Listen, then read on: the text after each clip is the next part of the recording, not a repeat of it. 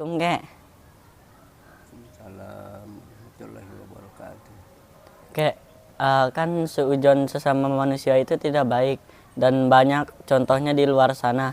Kira-kira kalau kita suudzon dengan Allah itu bagaimana ya, Kek? Ada kisahnya gak ya? Bismillahirrahmanirrahim. Alhamdulillah. Salatu wassalamu ala rasulillah Sayyidina Muhammad ibn Abdullah. La haula wa la quwwata illa billah, amma ba'du. Saudaraku sekalian, utamanya cucuku yang saat ini mau kembali ke pesantren sejak liburan, dan pada dialog kali ini ada satu pertanyaan yang amat menarik ketika dia bertanya tentang suudzon.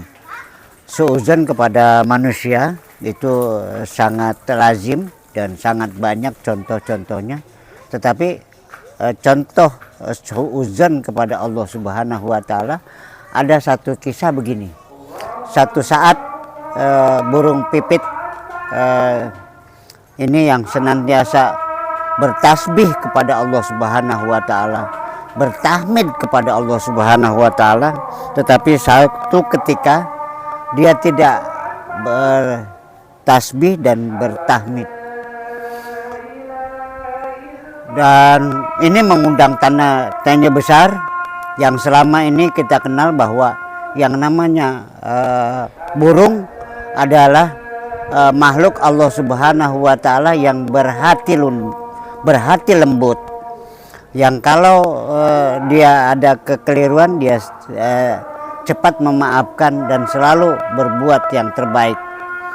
Subhanallah, ternyata satu ketika dia tidak bertasbih, dan ketika tidak bertasbih ini menjadi pertanyaan semua orang. Bahkan malaikat pun bertanya, kenapa burung pipit ini tidak bertasbih dan bertahmid? Sehingga malaikat itu berkumpul bersama-sama menanyakan itu kepada Allah Subhanahu wa Ta'ala. Wahai Allah, aku ingin tahu yang menjadi sebab kenapa burung pipit ini yang pekerjaannya senantiasa bertasbih dan bertahmid, tapi kali ini dia tidak bertasbih dan tidak bertahmid.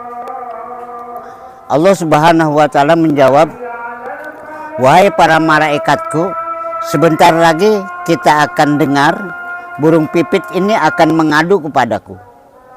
Itu satu tanda bahwa dia ketika dia bertasbih dan bertahmid, orang yang seperti itu, makhluk yang seperti itu tidak akan mengadu kepada yang lain kecuali kepada Allah Subhanahu wa Ta'ala.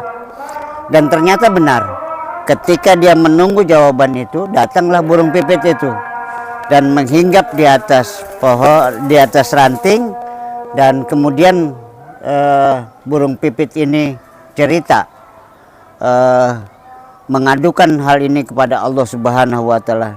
Ya Rob, kenapa ketika aku membuat sarang dan sarangku begitu lemah memang, tetapi engkau biarkan sarang itu tertiup angin kencang dan aku terjatuh bersama sarangku. Dan ketika itu juga Allah Subhanahu wa Ta'ala menjawab bahwa sesungguhnya wahai burung, ada hal yang melatar belakangi itu. Ketika engkau sedang tidur nyenyak, itu ada seekor ular yang siap menerkammu. Sehingga aku sayang kepadamu. Ketika itu pula aku mengutus angin untuk meniupnya, dan kemudian angin itu hancurkan sarangmu dan engkau terbangun. Dan itu ternyata menyelamatkanmu dari sergapan ular tersebut.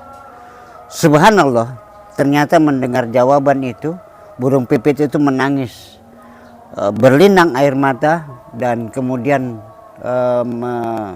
mengucapkan tasbih dan tahmid kembali kepada Allah Subhanahu wa taala. Ternyata saat itu ketika sarangnya tertiup angin, dia istilahnya bersuuzon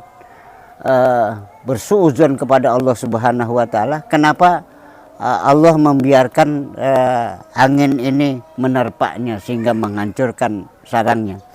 Ternyata Allah menyelamatkan dirinya. Ada pesan yang ingin disampaikan saudaraku sekalian, bahwa ketika kita melakukan sesuatu, hendaknya kita baik sangka kepada Allah Subhanahu wa taala, terus bertasbih dan bertahmid, karena ini yang kita lakukan setiap saat. Ketika kita duduk antara dua sujud pun, doa kita diawali dengan beristighfar, memohon ampun, dan diakhiri dengan permintaan maaf. Karenanya filosofi yang ingin disampaikan di sini, mari senantiasa kita menyadari diri kita bahwa jangan pernah kita berburuk sangka kepada Allah Subhanahu wa taala, dan tetaplah berbuat baik, bertasbih dan bertahmid. Allah akan menyelamatkan kita semua. Demikian yang disampaikan, mudah-mudahan cucuku ini bisa memahaminya. Terima kasih ya Keh atas ceritanya. Jangan lupa like dan subscribe teman-teman. Assalamualaikum warahmatullahi wabarakatuh. Waalaikumsalam warahmatullahi wabarakatuh.